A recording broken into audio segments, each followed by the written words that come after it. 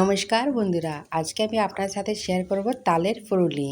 তালের সিজন এসে গেছে আর তালের ফুরুলি না করলে হয়? চলুন দেখে নিই এই রেসিপিটা কতটা নরম আর কতটা মুচমুচে আর টেস্টি খেতে হয় এই তালের ফুরুলিটা। আমি নিয়েছি 2 কাপ ময়দা। বন্ধুরা, এই কাপের মাপে 2 কাপ ময়দা নিয়েছি। আপনাদেরকে দেখাতে পারিনি, আগেই বাটিতে ঢেলে ফেলেছিলাম। এই কাপের মাপে 2 কাপ নিতে হবে। তারপরে আমি নিয়েছি 1 কাপ কোকোনাট পাউডার। এটা হচ্ছে 2/3 কাপ নিয়েছি। এই একটা কাপই আমি কোকোনাট পাউডার নিয়েছি। আর এই কাপের হাফ কাপ নিয়েছি সুজি। সুজিটা কম দিয়েছি।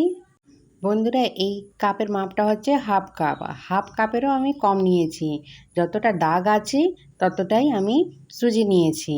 একদম ফুল কাপ ভর্তি করে নিইনি।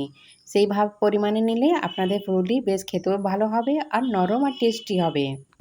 আমি এই বাটিতে আগে থেকেই সব পরিমাণে ঢেলে নিয়েছিলাম মিশ্রণগুলো, তাই আপনাদেরকে আমি মাপটা দেখিয়ে দিলাম। এইবারে আমি তাল নিয়েছি। তালটা আগে থেকেই চেঁচে ফুটিয়ে রেখেছিলাম, ঠান্ডা হয়ে গেছে। আমি 4 চামচ মতন এতে তালটা দিয়ে দেব। আপনারা চালের গুঁড়ি দিয়েও ফুরুলিটা করতে পারেন। চালের ফুরুলি দিয়ে করলে ফুরুলিগুলো একটু শক্ত হবে। যারা শক্ত খেতে ভালোবাসে তারা চালের গুঁড়ি দিয়ে করতে পারেন। তাল দেওয়া হয়ে গেছে। এবারে হাত থেকে ভালো করে মিশিয়ে নেব। যদি কম পড়ে তাহলে আমি আরেকটু তাল অ্যাড করব। বন্ধুরা, আমার একটু কম লাগছে তাই আমি আরেকটু তাল অ্যাড করছি। 2 চামচ মতন আরও তাল নিলাম, 2 থেকে আড়াই চামচ মতন।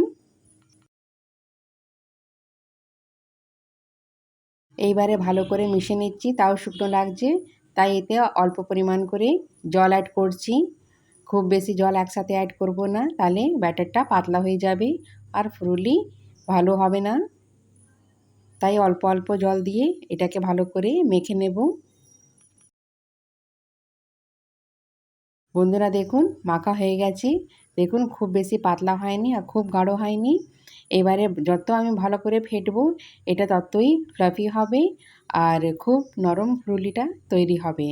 ভালো করে মিনিমাম 5 মিনিট পর্যন্ত আমি ভালো করে ফেটে নেব।